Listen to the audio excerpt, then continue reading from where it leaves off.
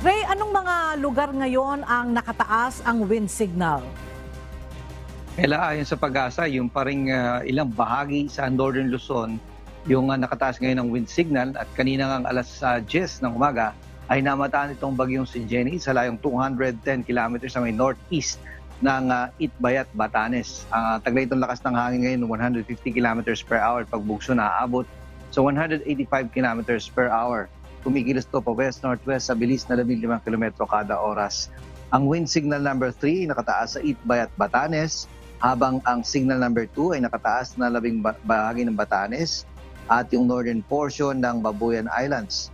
Ang signal number 1 naman ay nakataas sa nalabing bahagi ng Babuyan Islands, yung northern portion ng mainland Cagayan at yung northern portion ng Apayao, kasama na rin ang northern portion ng Ilocos Norte.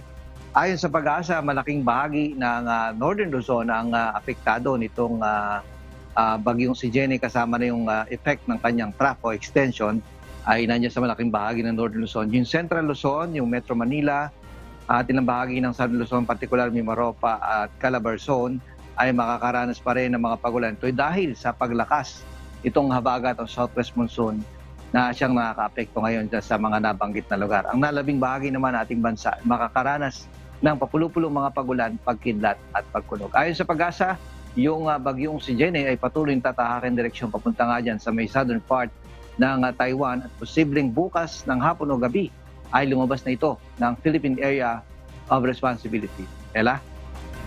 Alright, maraming salamat, Ray Pelayo.